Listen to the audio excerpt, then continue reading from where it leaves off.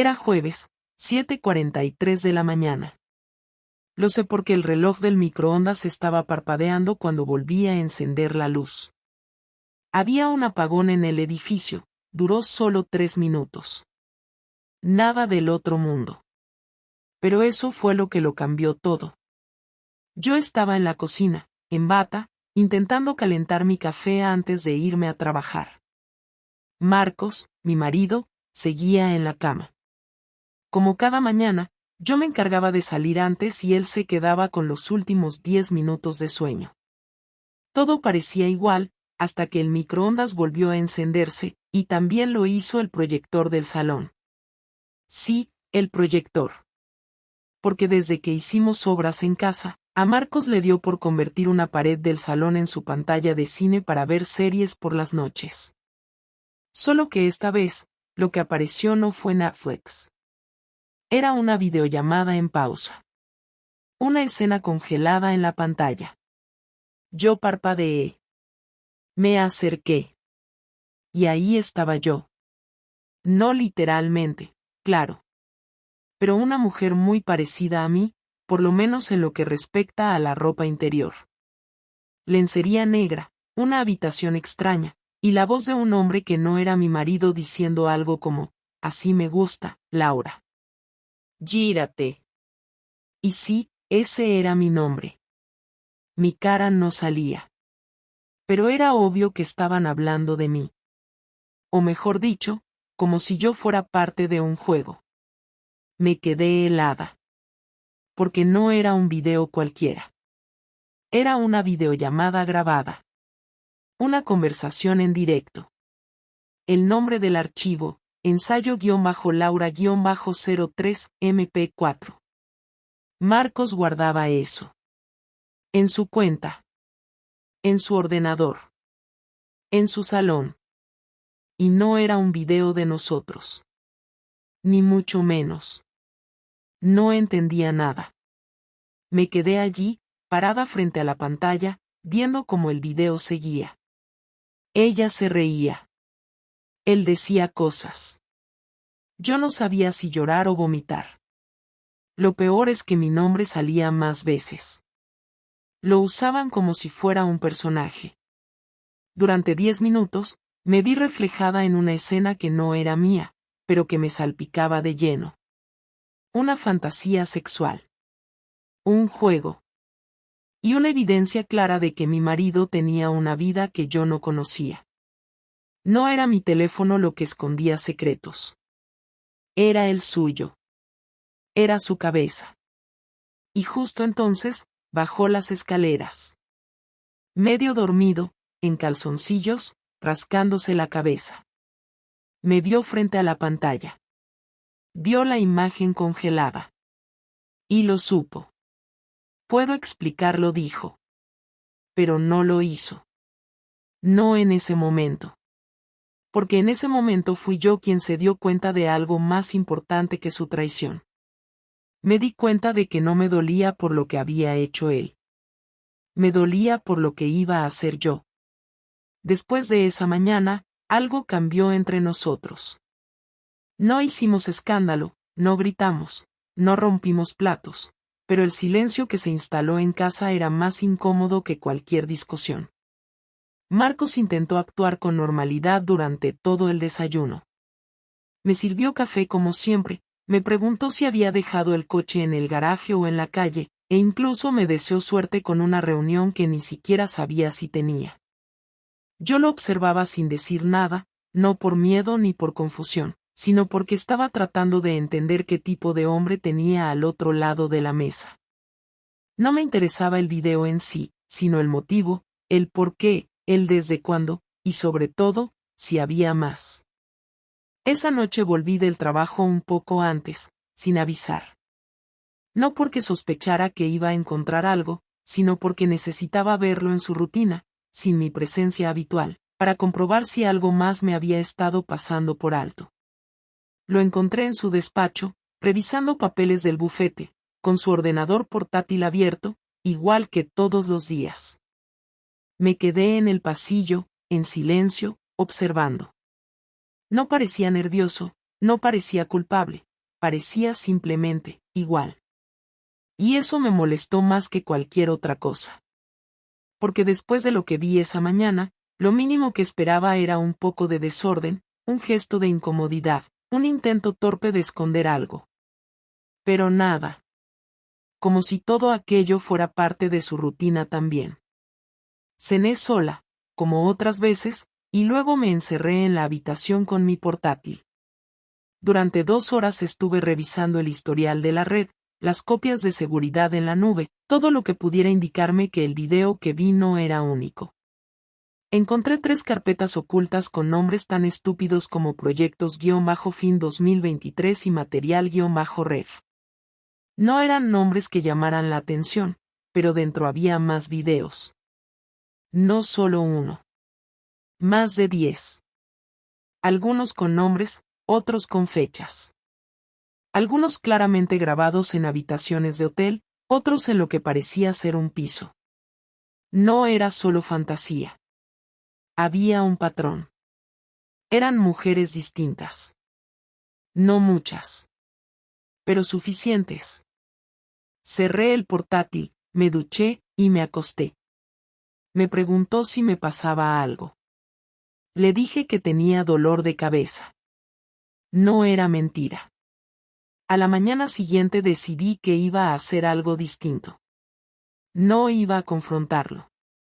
No iba a llorar ni a exigirle explicaciones. Iba a ir más lejos. Quería saber hasta qué punto podía llegar su doble vida. Le dije que iba a estar todo el día fuera, que tenía un evento en Castellón y que volvería tarde. Me dio un beso en la mejilla, deseándome suerte otra vez. Ese gesto, tan automático, tan hueco, me confirmó algo más, él no sospechaba nada. No fui a Castellón. Me quedé en Valencia, en un pequeño apartamento que había alquilado con una amiga que tenía una agencia de modelos. Le pedí que me ayudara a montar algo, una especie de escena. Quería saber qué pasaba si yo dejaba de ser su mujer por unas horas y me convertía en otra persona. Creamos un perfil falso, con fotos distintas, un nombre inventado, y un número nuevo. Pusimos un anuncio en una web donde sabía que él tenía una cuenta, aunque con un nombre distinto. No hizo falta esperar mucho. A los 2 días recibí un mensaje. Se hacía llamar Diego. Lo reconocí por la forma de escribir, por las palabras que usaba. Me habló con la misma familiaridad con la que me hablaba a mí cuando empezamos a salir, con ese tono de hombre seguro que juega a ser encantador. Me propuso un café, me preguntó si tenía experiencia en juegos de rol íntimos, y me envió una foto suya. No una comprometida. Una normal. Sonriendo. Como si fuera un perfil de Tinder. Como si esto no tuviera consecuencias. No respondí de inmediato. Esperé. Quería ver hasta dónde estaba dispuesto a llegar. Me volvió a escribir a los 2 días, insistiendo, diciendo que había sentido una conexión extraña. Que sentía que me conocía de antes. Ese mensaje me dolió más que cualquier otro. Porque lo decía en serio. De alguna forma, sin saberlo, estaba diciendo la verdad. Esa noche lo observé desde el marco de la puerta mientras él veía una serie. Parecía relajado, se reía con los diálogos. Tenía una cerveza en la mano, las piernas estiradas, y por un segundo pensé que tal vez yo era la que estaba loca. Tal vez todo esto era una exageración. Pero entonces sonó su teléfono. No el personal. El otro. Ese que pensaba que no sabía que existía. Estaba en modo silencioso, pero vi cómo la pantalla se iluminaba. Lo cogió sin mirarme y fue al baño. Me levanté y revisé el número. Era el mismo con el que había estado escribiendo con mi perfil falso. Sonreí. Porque en ese momento supe que no había vuelta atrás. Él no tenía idea de lo que acababa de confirmar. Y yo, por primera vez en mucho tiempo, tenía el control. No esperé más.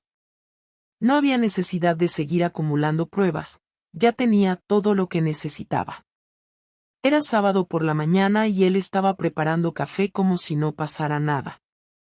Puse mi móvil sobre la mesa del comedor, abrí la galería, seleccioné una imagen y lo llamé con voz neutra.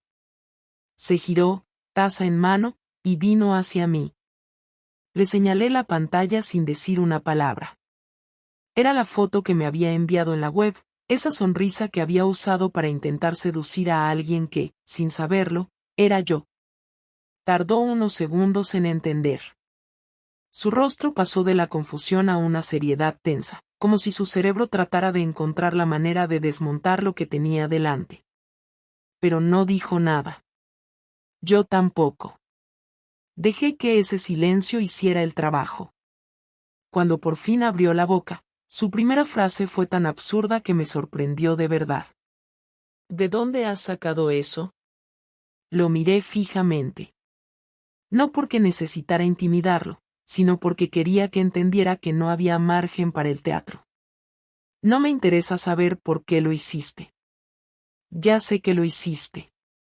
Solo quiero saber cuánto tiempo lleva esto ocurriendo. Se sentó. Dejó la taza sin tomar en la mesa y cruzó los brazos como si eso fuera a protegerlo de lo que venía. Su voz bajó de volumen, no por remordimiento, sino porque sabía que hablar alto sería peligroso para él. No es lo que piensas. Claro, dije, interrumpiéndolo sin levantar la voz. No es lo que pienso. Es mucho peor. Porque ni siquiera te tomaste la molestia de disimularlo. Guardabas los vídeos en tu ordenador. Usabas mi nombre. Mandabas fotos con tu cara. Lo hacías desde casa. Desde esta casa. Trató de levantarse, pero me adelanté y empujé la silla hacia atrás con el pie. Quería que se quedara sentado. Quería que lo sintiera como un interrogatorio, porque eso era. ¿Quiénes son ellas? No respondió. Desviaba la mirada, como si las paredes fueran más interesantes. Le agarré el teléfono del bolsillo de la bata, lo desbloqueé delante de él y empecé a leer los mensajes en voz alta. Quiero verte con ese conjunto otra vez. ¿Puedes escaparte mañana? Mi mujer está fuera todo el día. Cuando terminé, lo dejé sobre la mesa. No había lágrimas, no había gritos. Solo rabia controlada, esa que se convierte en precisión. ¿Cuántas veces lo hiciste aquí? Ninguna, dijo por fin, como si fuera un consuelo. ¿Y en hoteles? Silencio. Volvió a bajar la cabeza. Ahí supe que sí. Que más de una vez. Que probablemente había usado nuestras escapadas como excusa para sus citas. Me eché hacia atrás y crucé los brazos. ¿Tenías algún plan? ¿Pensabas confesarlo algún día? ¿O simplemente ibas a seguir hasta que yo me diera cuenta por casualidad? No es lo que tú crees, Laura. De verdad. No me repitas eso otra vez. Te lo digo en serio. No me repitas ni una sola vez más esa frase. Estoy cansada de que me trates como si fuera estúpida. Yo te quiero, soltó, como si eso fuera un salvavidas. Me reí. No porque hiciera gracia, sino porque fue la frase más vacía que había escuchado de su boca. Él lo notó. Se quedó callado. A esas alturas, cualquier cosa que dijera solo lo hundía más. Yo no quería perdón. No quería una explicación. Quería destruir esa imagen que él tenía de mí como la mujer que siempre lo iba a esperar. ¿Quieres que te diga qué es lo que más me jode? Que no hayas tenido los cojones de decírmelo. Que hayas seguido durmiendo conmigo mientras hablabas con otras. Que usaras mi nombre en tus juegos. No sabes lo enfermo que es eso. Le lancé un sobre con varias capturas impresas. Algunas eran de los vídeos. Otras, de los chats. No para que él se escandalizara, sino para que supiera que había más. que si yo quería, podía hacer mucho con eso. Él las hojeó sin tocar realmente nada. Solo las miró como si no fueran suyas. ¿Qué vas a hacer?, preguntó finalmente. No lo sé todavía. Pero de momento vas a dormir en el cuarto de invitados. Y no vas a tocarme. Ni a hablarme de esto. Vas a ir a trabajar, volverás a casa y no vas a hacer nada más que obedecer. Porque ahora vas a sentir lo que es vivir con alguien que te trata como una presencia molesta. Como algo prescindible. Como tú me trataste a mí todo este tiempo. Se quedó quieto. No replicó. No intentó convencerme. Supo que no tenía nada que ofrecer. Me levanté, recogí el café que él había dejado sin tocar, lo tiré al fregadero, y me fui al baño a ducharme. Ese día no salí de casa.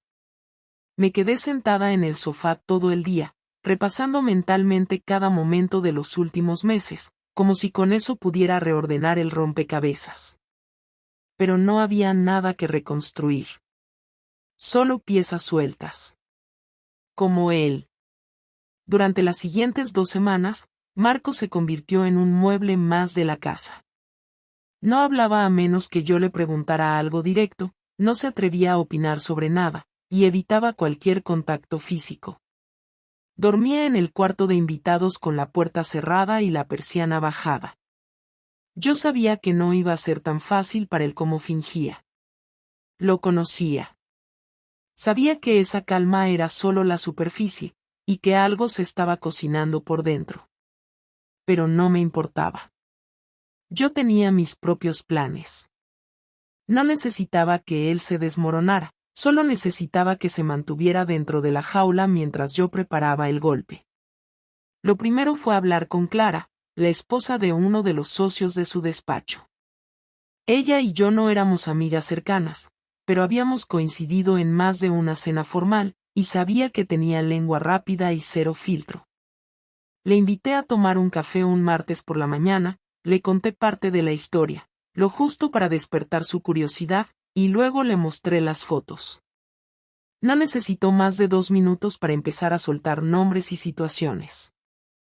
Al parecer, en su despacho no era un secreto que Marcos tenía otras vidas. Lo que no sabían era que yo también tenía las mías. Al día siguiente, preparé una carpeta con todo el material, capturas de pantalla, correos impresos, un resumen detallado con fechas, lugares, y nombres falsos que él había utilizado en cada encuentro. No lo hice por rabia, ni por morbo. Lo hice para cubrirme, para tener control. Cuando estuvo lista, la envié a su jefe directo, al socio mayoritario, con una nota que decía: confío en su criterio para manejar esta información con la discreción necesaria. Solo me interesa proteger mi nombre y no manchar la reputación de la firma. No estoy interesada en hacer escándalos públicos, al menos por ahora. No recibí respuesta directa, pero 2 días después Marcos llegó a casa con cara de piedra. Ni saludó. Dejó las llaves sobre la mesa, fue directo a su cuarto, y no salió en toda la noche. Esa fue la primera señal de que el correo había hecho efecto. A la mañana siguiente, cuando lo vi en la cocina, tenía el rostro tenso, los ojos hinchados, y la voz más baja de lo habitual. ¿Lo enviaste? Sí. No dijo nada más. Solo agarró su termo y se fue. Esa noche, después de cenar sola, me puse a revisar su portátil viejo.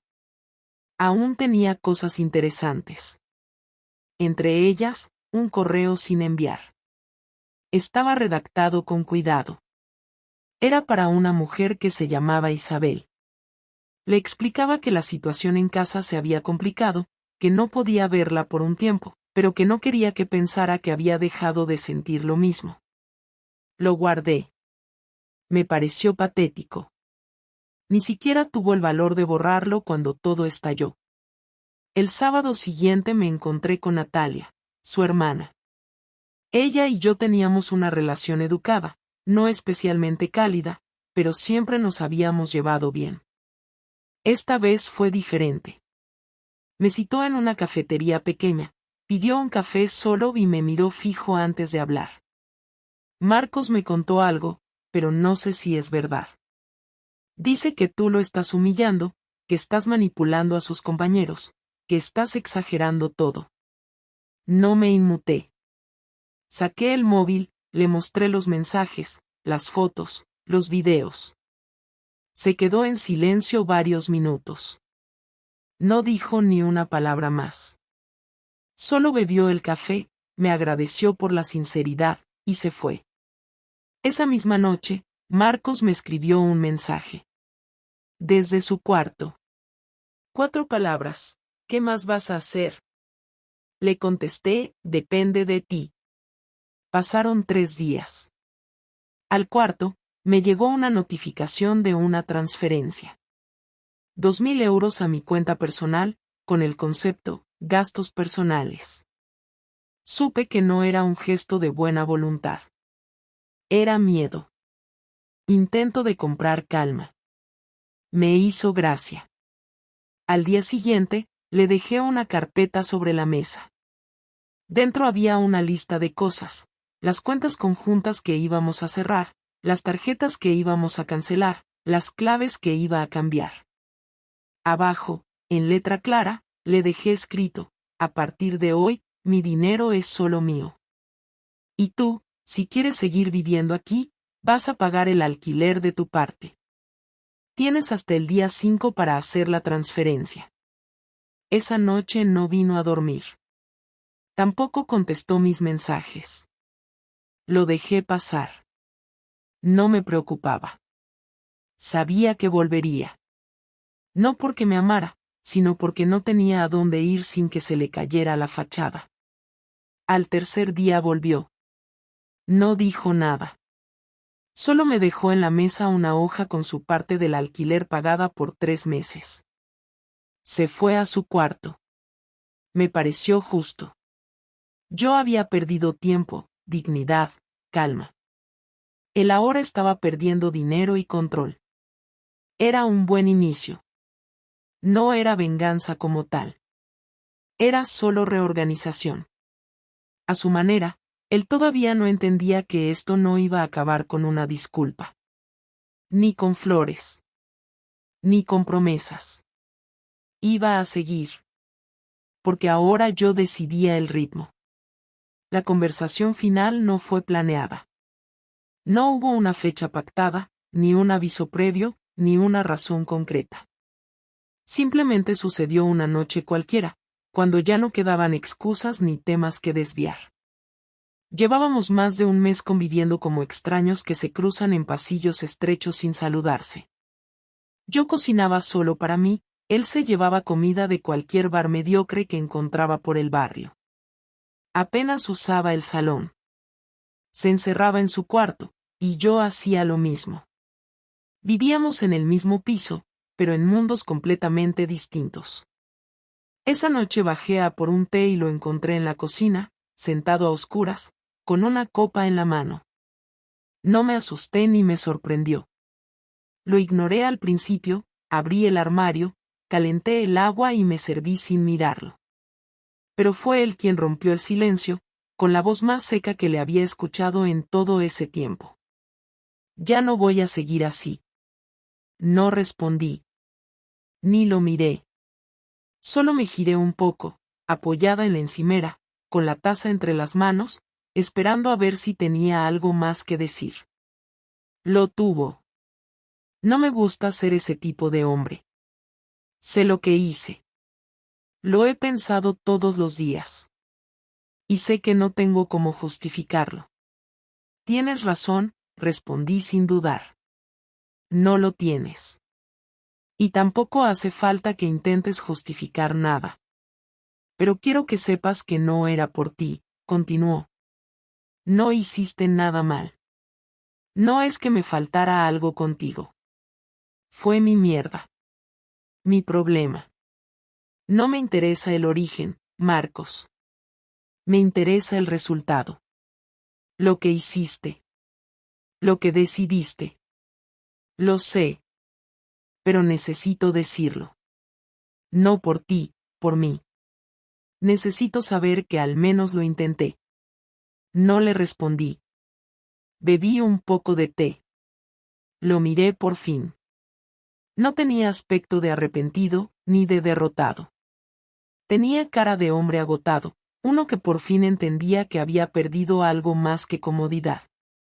¿Quieres que te diga qué es lo peor de todo esto? Le pregunté, no esperando realmente una respuesta. Que ni siquiera fue una vez. No fue un error, un tropiezo, una situación borrosa. Fue un hábito. Una decisión repetida. Planificada. Mantenida. Sí, respondió él. Lo sé. Y no espero que lo entiendas, pero sé que fue una cadena de decisiones cobardes. Una tras otra. ¿Y ahora qué? Pregunté. Esta vez no fue un ataque. Fue una pregunta honesta. No quiero que esto se quede así. Pero tampoco tengo derecho a pedirte nada. Correcto. Podría decir que quiero arreglarlo, pero entiendo si ya no hay nada que arreglar. Hay cosas que no se deshacen. No es que no te perdone. Es que no me interesa recuperar lo que teníamos. Porque ya no existe. Lo mataste. Y yo tampoco soy la misma. Se quedó callado. El silencio no fue incómodo. Fue simplemente necesario. Respiramos. Seguimos cada uno con sus pensamientos durante varios minutos, sin movernos. Él con su copa, yo con mi taza. ¿Has pensado en el divorcio? Preguntó. Sí. Pero no es mi prioridad ahora mismo. Me estoy ocupando de mí. Cuando esté lista, lo sabrás. ¿Quieres que me vaya? Quiero que entiendas que ya no estás en tu casa. Estás en un sitio que compartimos por necesidad, no por amor, ni por familia. Y que esto tiene una fecha de caducidad. No me interesa vivir así eternamente. Así que sí, en algún momento te vas a ir. Asintió. No discutió. No preguntó cuándo. Sabía que era lo lógico. Lo inevitable. Nos quedamos ahí un rato más. Cuando me levanté, apagué la luz y dejé la taza en el fregadero. Él no se movió. No dijo adiós. No hubo abrazos, ni escenas dramáticas. Solo dos personas que, después de haber compartido una vida, se despedían sin usar la palabra. Esa noche no dormí mal. Tampoco bien. Pero al menos no desperté con rabia. Había algo distinto en el aire. No paz, pero sí una especie de cierre. No final, pero sí punto y aparte. Yo sabía que no me quedaba mucho más por decir. Solo vivir. Y eso ya era bastante. Pasaron 3 semanas desde aquella conversación. La convivencia se volvió aún más fría, pero no por tensión, sino por indiferencia. Ya no había roces, ni silencios incómodos, ni frases medidas. Solo rutina dividida. Yo me levantaba temprano, salía a trabajar, comía fuera o con alguna compañera de la oficina, y volvía tarde para evitar cruzármelo más de lo necesario. Él hacía lo suyo, sin molestarme, sin preguntar nada. Habíamos dejado de ser pareja para convertirnos en dos inquilinos que compartían techo por inercia, sabiendo que era cuestión de tiempo para que uno de los dos decidiera romper del todo con lo que quedaba. Un viernes por la noche me senté con una copa de vino, abrí el portátil y empecé a revisar el documento de divorcio que ya tenía redactado desde hacía días. Había hablado con una abogada por recomendación de una amiga y, después de revisar todo el material, me aseguró que tenía todas las de ganar. Ni hijos, ni propiedades complicadas, ni cuentas ocultas. Todo estaba listo. Solo faltaba que yo firmara y lo presentara. Lo releí una vez más, sin prisa, No buscando errores sino sintiendo cada palabra como una confirmación de que todo esto había terminado. No había lágrimas, ni nostalgia, ni duda. Solo certeza. Cuando terminé, lo guardé, cerré el ordenador y salí al balcón. Necesitaba respirar, sentir algo de aire aunque fuera de la ciudad, aunque fuera ruidoso y sucio. En ese momento me di cuenta de que llevaba tiempo sin pensar en Marcos más allá de lo práctico. Ya no me dolía lo que había hecho. No porque lo hubiera superado, sino porque había llegado a un punto donde simplemente me daba igual. Eso, en cierto modo, me asustó. Porque no esperaba olvidar tan rápido, ni desapegarme así. Pero también me alivió. No porque quisiera venganza, sino porque me demostraba a mí misma que todavía podía reconstruirme sin necesitar a nadie. Y eso era suficiente. 2 días después, lo llamé al salón. No estaba haciendo nada importante, solo viendo algo en el ordenador. Le pedí que se sentara. Le pasé el documento, ya impreso, con la firma en mi parte. Léelo si quieres. Pero ya está todo listo. Solo falta tu firma. Lo leyó. Con calma. Sin poner cara de sorpresa ni incomodidad. Cuando terminó, levantó la vista y preguntó. ¿Ya no queda nada? No. Ya no hay nada que rescatar. Solo hay que terminarlo. De acuerdo, dijo, y firmó. Sin discusión. Sin discurso.